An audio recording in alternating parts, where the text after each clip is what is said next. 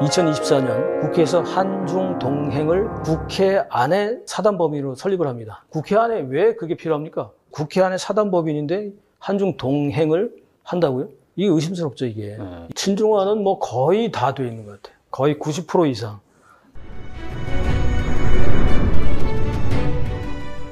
최근에 그 중국인들이 그 한국의 군사 시설이나 뭐 국가정보원 등 그 보안 시설, 아니면 또 미군 부대라든지 비행장, 심지어 항공모함까지 뭐 불법으로 촬영하는 경우가 뭐 있어서 좀 사회적 문제가 되고 있는데요. 뭐 간첩법이 개정이 안 되다 보니까 이 사람들은 처벌도 할 수 없는 상태인데, 제가 보기에는 이게 단순 호기심이나 어떤 그 개인 차원의 문제가 아닌 것 같아요. 혹시 배후에 뭐 중국이나 중국 공산당이 있는 게 아닌지 의심이 드는데, 그 점에 대해서 어떻게 생각하십니까? 일단은 당연히 이건 통일전선공작부의 공작이라고 볼 수 있고, 중국 공산당이 한국 내에 들어와서 스파이 활동을 하고 있던 그 내용을 보면 이미 뭐 공작학원 잘 아시다시피 국립대가 5개가 포함되어 있고 전국에 22개 공작학원이 있잖아요. 공작학당 같은 경우는 중고등학교에 16개나 있습니다. 공작학원을 설치한 대학에서 자기 주변에 있는 중고등학교의 교장이라든지 또 교직원이라든지 이런 분들을 공작학원의 중국 파트너 대학하고 연계해서 중간에 이 중고등학교 교직자들을 중국의 연수 명목으로 관광을 시켜줘요. 근데 관광이 대부분이 이제 뭐 야간 활동 포함해서 이런 유흥 위주거든요. 그리고 되돌아오면 이제 거기에 공작학당이 설립되거나 중고등학교에 아니면 또 거기에 연관된 세미나를 하거나. 그런데 이 공작학원이나 공작학당이 전부가 다 그 우리 대학이나 우리 중고등학교의 운영자들이 하는 것이 아니라 중국의 지침을 받아서 하게 되고 자금도 거기서 지원을 받고 또 실제로 교재나 중국어를 가르친다고 하는 그 교재나 이런 것들도 그쪽에서 오고 강사도 거기서 결정하고 이렇게 해서 거의 이거 그냥 내준 상태가 됩니다. 그러니까 이게 이제 심각한 상태고 거기에 이제 연세대학교에 차하을 연구센터가 생겼잖아요. 이거 2019년 11월 8일 날 생겼는데 이것도 참 사실 의혹스럽습니다. 이미 뭐 저는 이제 북경에서 활동할 때 2015년부터 제가 차하을 학회에 제가 이제 연구위원으로 들어갔고 그때 이제 TV 토론하고 뭐 이런 데 많이 나가니까 거기서 추천이 돼서 그 면접 보고 해서 거기 이제 들어갔는데 실질적으로 차하을 학회 같은 경우는 민간 외교와 평화학을 전파하는 민간 싱크탱크다 이렇게 얘기를 합니다. 그 주석이 지금 회장이라는 직책으로 바뀌었는데 정협의 외사위원회 부주임이에요. 그러면 현직 차관입니다. 그런데 이제 이 차하을 학회라는 싱크탱크를 만들어서 대외적으로 활동하는데 주로 한국과 북한 이쪽을 많이 갑니다. 그러다가 2019년에 연세 차하을 학회 연구센터가 연세대학교에 생깁니다. 게다가 아시다시피 이제 동방명주 사건, 왕해군 같은 경우도 뭐 저도 잘 압니다. 이제 여의도에서 신화사 대표할 때도 만났고 실제로 그 동방명주 그거를 수리하고 거의 끝났을 때 제가 가봤어요. 왜 이렇게 하느냐 이 비싼데 그랬더니 시진핑이 곧 올 거고 여기서 큰 연회를 할 거고 여기에 VIP 위주로 고급 식당을 차릴 것이다. 근데 그 안에 들어보면 이제 연회장도 있고 있습니다. 컨퍼런스 룸도 있고. 근데 비밀 공간이 있어요.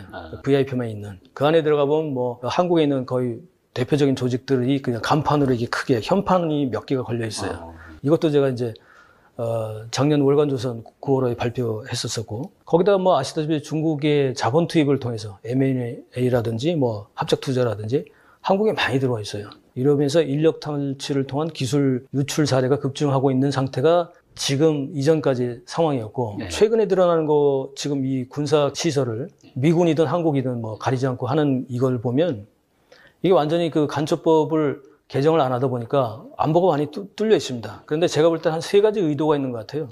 첫 번째는 만약에 양안 전쟁을 벌어진다면 그러니까 시진핑이 군부라든지 내후위원으로 인해서 어떤 선택의 기로에 섰을 때 가장 좋게 할 수 있는 방식은 이제 대만 무력 점령, 전쟁을 하는 건데 양안 전쟁을 할 때 결국은 미중 전면전이 발발을 하면 한국의 주한미군 포함해서 한국도 개입할 수밖에 없을 텐데 그렇다면 한국의 어떤 군사기지들이 어떤 활동을 하고 있는지에 대한 사전 준비 목적이 지금부터 진행되고 있다고 볼 수 있고 두 번째는 양안전쟁과 남북전쟁 이 2개의 전쟁을 중국 공산당이 시뮬레이션을 하는 과정에서 사전 준비를 하는 차원에서 미리 찍어놓고 위치 파악하고 동태를 보고 이런 걸 볼 수가 있고, 세 번째가 이제 최근에 우리가 이제 의혹을 갖고 좀 봐야 될 건데, 이 매수된 종북 종중 좌익 빨갱이 이 집단의 충성도, 어디까지 우리가 밀어붙여도 얘네들이 정말 그대로 갈까?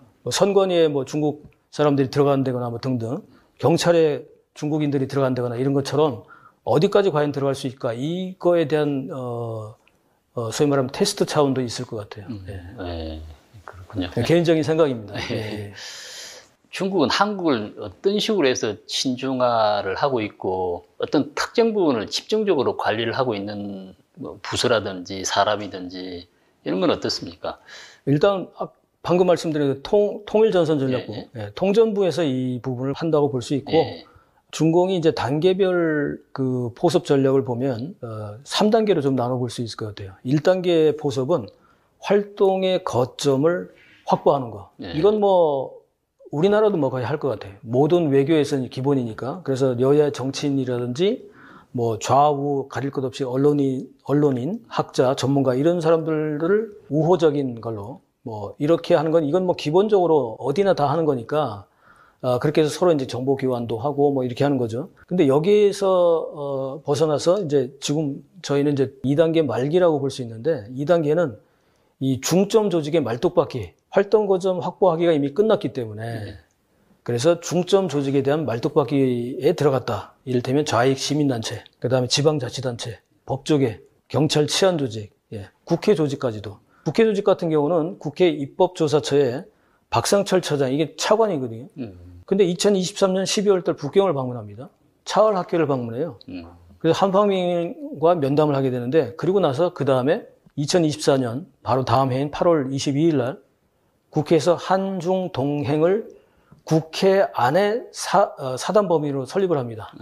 실제 등록은 6월 달에 했어요. 그 등기상으로는.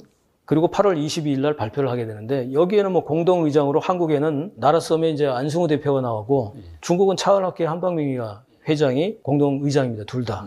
그리고 여기에 우원식 국회의장도 들어갔고, 더불어민주당의 박정희 의원, 그리고 국힘의 권영세, 김관 이런 사람들이 참석했습니다. 그러니까 이렇게 해서 국회까지도, 국회 안에 왜 그게 필요합니까? 국회 안에 사단법인인데 한중 동행을 한다고요? 이게 의심스럽죠, 이게. 이렇게까지 들어와 있습니다. 뭐 경찰 치안조적 법조계 이거 뭐 말할 필요도 없고. 3단계는 뭐냐? 지금 이제 그 단계로 넘어가는데, 우리가 6월 3일 이후에 선거 결과에 따라서 대선 결과에 바로 그냥 갈 수 있는 게 핵심 조직 장악하기라고 보여집니다. 행정부, 입법부, 사법부의 지도부를 완전 장악해서 반미 종중 속국화로 추진할 수 있는 그런 단계의 초입에 지금 있다. 따라서 이제 이번 강제조기 대선 결과가 그리고 부정선거로 만약에 당선이 된다면 이건 3단계를 완성시킬 수 있는 그 가속도가 붙을 것 같아요. 지금 말씀하신 그 한국의 친중화가 지금 3단계, 1단계, 3단계까지 와 있는 아주 심각한 상황 같긴 한데, 지금 그러면 어느 정도를 100으로 기준하게 되면은 친중화가 어느 정도 지금 진행이? 친중화는 뭐 거의 다 돼 있는 것 같아요. 거의 90% 이상. 이를테면 아까 말씀드렸던 뭐 언론인, 학자, 전문가들 거의 전 분야에 지금 다 돼 있고, 국회도 장악돼 있고, 또 야당 당연히 좀 돼 있고, 국회의장까지도. 실제로 그 김진표 국회의장이 전임 국회의장이죠. 전임 국회의장이 의원 시절에 2017년에 이미 8월 달에 이미 차을학회의 국제자문위원이 됩니다. 그 뒤에 뭐 한방명이 2019년에 2월 달에 흥인장을 받지 않습니까? 그것도 이제 그 뒤에 이제 김진표가 있는 거고, 이렇게 이제 국회의원들, 국회의장들, 그 국회의장 당시에 한방명이 오면 공간에다가 점심, 저녁도 먹이고 그 안에 토론도 하고 뭐 이렇게까지 국회의장 자체가 차을을 밀어주는 뭐 이런 상태까지 와 있고. 네, 조금 전에 그 대선 이야기 하셨는데요.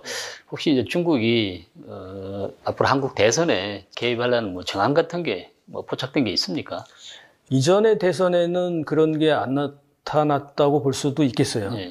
아직 확실하게 뭐 없는데, 그러나 2017년 문재인 대선 때는 확실하게 이거는 제가 말씀드릴 수 있습니다. 이 현직 차관이었던 한방민 정협외사위원회 부주임이 자기가 차관급이니까 문재인을 만난 적이 없다. 만나자고 하면은 안 만나줄 거다. 등급이 안 맞으니까. 그러니까 김 박사가 한국에 가서 이 얘기만 하면은 만나주지 않겠냐. 뭐냐 했더니 대선 자금 무한정돼 줄 테니 나를 만나달라. 그 얘기를 전해달라 해서 제가 이제 그걸 거절했고, 그게 2017년 2월 21일입니다. 그 당시에는 중국에 계셨었고, 예, 북경이고. 예. 그런데 2017년 5월 10일 날 선관위에서 문재인 당선을 얘기합니다. 오전에 그걸 얘기했는데 바로 차을학회 홈페이지에 한팡명이 문재인과 악수하고 찍은 사진이 나옵니다. 그리고 축전을 보냈다. 그리고 한중 관계는 앞으로 이러한 방향으로 발전할 거다. 그러면은 생각해 보십시오. 2월 21일 날 저를 만났는데 2월 22일부터 5월 9일 이전까지 문재인이 갈 리는 없고 바쁘니까. 그럼 한팡명이 갔는데 그게 누구냐는 거지. 바로 아까 말씀드린 김진표. 결국 대선 자금을 저는 개인적으로는 그 의혹이 있다. 제공한 의혹이 있는데 그보다 더 중요한 건 지금 와서 생각하면 부정선거 시스템에 대한 이 얘기도 나오지 않았을까라는 의심도 해봅니다. 물론 이제 정황상 그렇다는 거고 추측이긴 합니다만 근데 그 뒤에 보면 2019년 11월 8일 날 연세대학교에서 차을연구센터까지 세우거든요.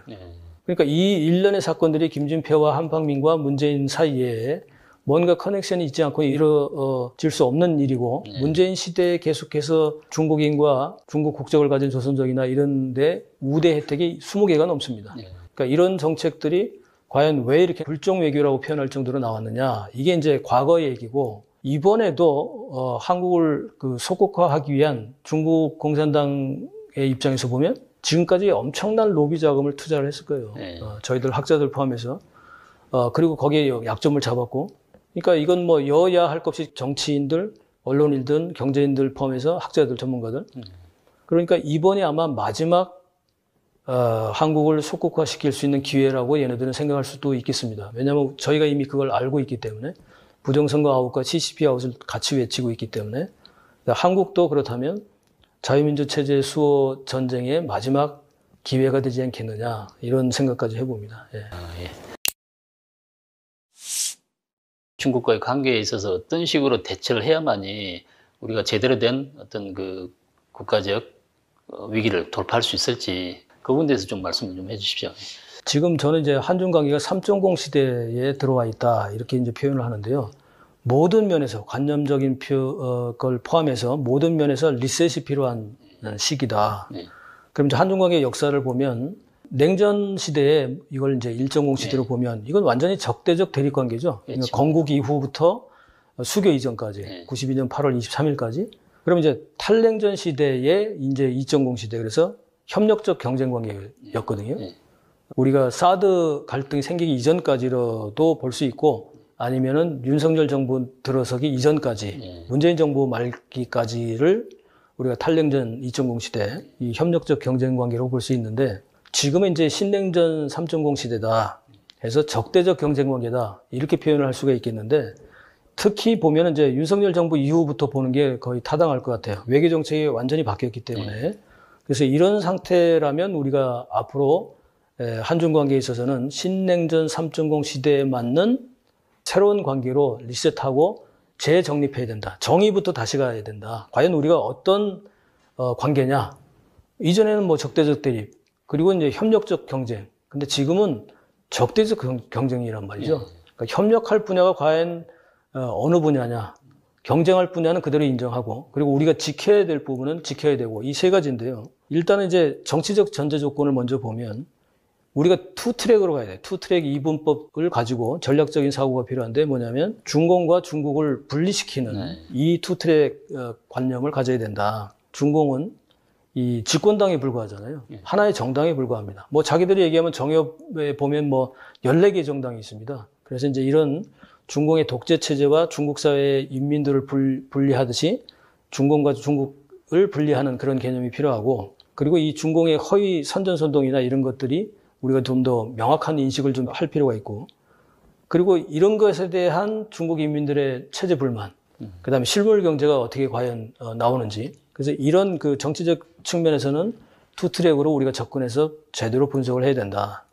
경제적 분야에서 보면 우리가 한중 관계의 리셋의 전제 조건은 세 가지 전략적 사고가 필요하다. 하나는 이제 경쟁 분야를 우리가 정해야 되고 두 번째는 협력 분야를 정해야 되고 그리고 안보 분야에서 우리가 지켜야 될 거, 수호해야 될 분야 이 세 가지 분야에 대해서는 우리가 분명하게 저쪽에다 메시지를 줘야 됩니다. 경쟁 분야는 거의 모든 생산, 제조, 산업 분야가 경쟁 관계로 변해버렸어요. 이런 것은 이제 우리가 새로운 전략 구상이 필요하다. 즉 중국을 거쳐서 우리가 부품이나 이런 것들을 내보내서 거기서 조립해서 나가는 그 시대는 이미 끝났다는 거죠. 협력적 경쟁 관계가 아니라 경쟁 관계다. 적대적으로. 그렇다면 거기에 대한 대응으로 우리가 일부분은 탈중국화해야 되는 그런 시점도 필요하다는 거죠.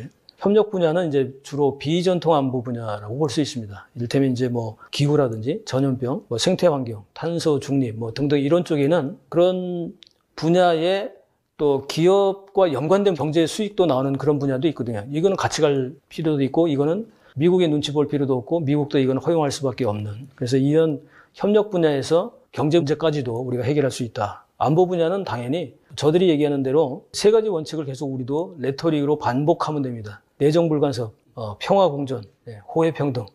그러니까 사드 문제 얘기하면 내정불간섭. 우리는 주울레 총리가 얘기한 내정불간섭 원칙을 아주 중요하게 생각한다.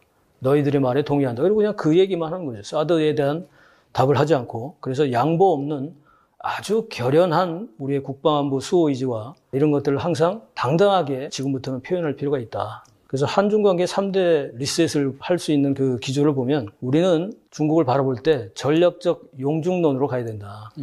혐중이나 이런 게 아니라 맹목적 친중도 아니고 사안에 따라서 동시에 전술적인 반중 노선도 병행할 필요가 있다.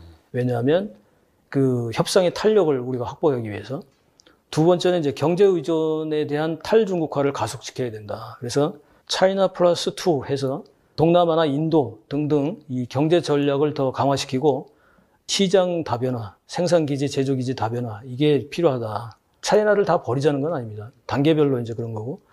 그다음에 이제 대중국 투트랙 그 경제 전략을 말씀드릴 수 있겠는데 제 생각에는 제조하고 투자는 탈중국화를 해야 될 것 같아요. 지금 현재는. 아까 말씀드렸던 이제 비전통 안보 분야에 대한 부분만 제외하고 나머지는 제조나 투자는 탈중국화가 돼야 되고 오히려 동시에 소비 판매적인 측면, 즉 내수 시장화 측면에서는 우리가 진출하는 게 맞다. 거꾸로. 그래서 이런 생각을 좀 해봅니다. 예. 그 전문가들이나 위정자들이 잘 새겨들어야 될 부분 같습니다. 최근에 시민단체 활동도 많이 하시는 것 같은데 혹시 현실 정치에 뛰어들게 된 계기라든지 아니면은 특별한 어떤 그 목적이 있으셔가지고 활동하시고 계시는지 그에 대해서 간단히 좀 말씀을 해주십시오. 예. 두 가지로 이제 요약할 수 있겠는데요. 일단 저는 이제 국제관계학을 전공한 이제 싱크탱크 학자잖아요. 예. 그렇기 때문에 정치 참여는 아니지만 정책에 대한 입안을 해야 되기 때문에 싱크탱크 학자의 책임과 의무를 다해야 되는 그런 사명이 있죠. 그래서 이제 그렇기 때문에 이제 특히 국제관계에 대한 문제를 얘기하는데 이 외교 안보를 포함한 전반적인 국제 정세에 대해서 이제 국가의 정책 방향을 지적하고 제안하고 비판하고 개선안을 제출하고 이런 것들이 이제 제 업이라고 볼 수 있고 특히 그 중에서 대만 5년, 중국이 한 25년 또 현재에서 싱크탱크 학자를 포함한 또 삼성 기업에서의 기획이라든지 등등 이런 업무들을 해왔고 이렇게 축적된 한 30년간의 이제 중국인들에 대한 습성이나 문화나 이런 부분을 통해서 중국인들이 지금 어떤 걸 생각하고 있고 우리가 중국을 볼 때 시진핑이나 이런 공산당이나 혹은 인민들이나 이런 분야에서 과연 우리 국민들이 어떤 생각을 해야 될까 이걸 이제 제 나름의 저들의 팩트 체크를 통해서 그걸 이제 전달하는 역할을 이제 하기 때문에 이제 그런 거고요.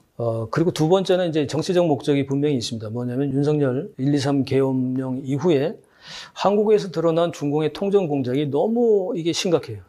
제가 이제 추측했던 바, 작년에 공작원 퇴출로 전국을 다녔던 그런 정도, 비밀경찰서나 이런 부분에 대해서 국정원이라든지 우리 경찰청이라든지 이런 데서 사람들이 이제 찾아오면 이렇게 해야 된다라는 조언을 한 그런 수준에서 이미 벗어나서 제가 몰랐던 사실들이 엄청나게 지난 4개월 동안 나타났습니다. 이러다 보니까 실제 드러난 사안에 대해서 국민들한테 좀 알려야겠다 해서 연단에 서서 또 제 유튜브를 통해서도 그렇게 알려왔습니다. 예.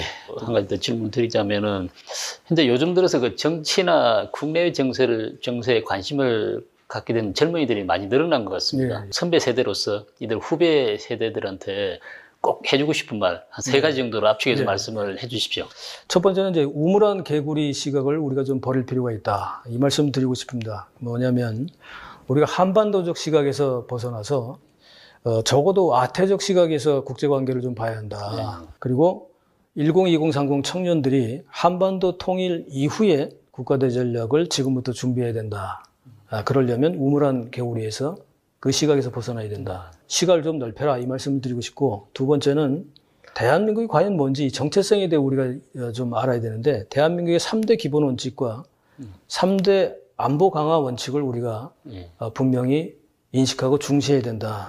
이 얘기입니다. 그래서 대한민국의 3대 기본 원칙은 제가 꼽은 것은 국민안전, 국익수호, 국격제고, 국격을 높이는 국격제고, 굴종 외교가 되면 안 된다 이런 말씀이죠.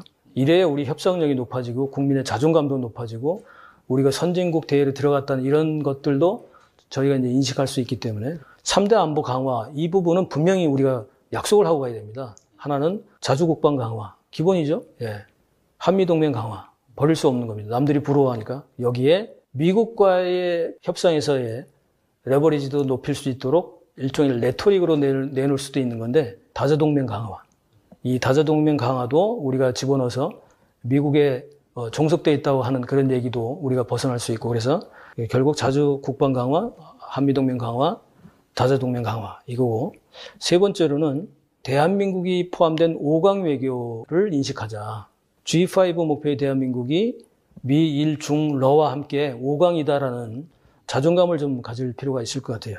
그 다음에 대덕한 관계에서 용중론, 용미론, 용일론, 용러론 해서 우리 국익을 위한, 국민 안전을 위한, 국격 제고를 위한 이런 전략이 세워질 것 같습니다. 중국 공산당 입장에서는 그 박사님이 한국에 돌아와서 중국을 제대로 분석하고 그 지원군을 제공하는 게 상당히 뼈아플 것 같아요. 이거 이제 방송 나가도 될지 모르겠지만, 제가 중국에서 TV에 많이 나가서 이제 TV 토론 뭐 생방 녹화를 했잖아요. 그리고 뭐 한국시보 같은 데도 이제 칼럼을 중국어로 받아주니까. 그걸 했던 이유는 오히려 중국인들은 자기들이 생각하지 않거나 혹은 생각했는데 말하지 못하는 걸 저를 통해서 대변해 주는 것 같아요. 그래서 저를 많이 부른 것 같기도 하고, 저는 이제 그 중국 입장이 아니라 한국의 입장에서 중국이 한국하고 혹은 주변국들과의 어떤 스탠스를 취해야 너희들이 바라는 방향으로 갈 수 있는지, 이런 부분을 또 제안하는 거죠. 이제 그런 측면에서 시진핑에 대한 비판도 했고, 또 그런 부분이 또 방송에 또 그냥 나와요. 또 외국이니까 봐준 것 같은데, 그런 측면에서 중국인들이 볼 때 그 대리만족이라고 할까? 아마 그랬던 것 같아요. 네가 하고 싶은 대로 해라. 국경대제 스승도 네가 하고 싶은 대로, 자기 걱정하지 말고 뭐 이런 말씀 하실 정도로 격려해 주셨고, 그런 측면에서 그냥 할 얘기 다 했습니다. 이호근 방송 구독, 좋아요는 좋은 방송을 만드는 데 큰 힘이 됩니다. 감사합니다.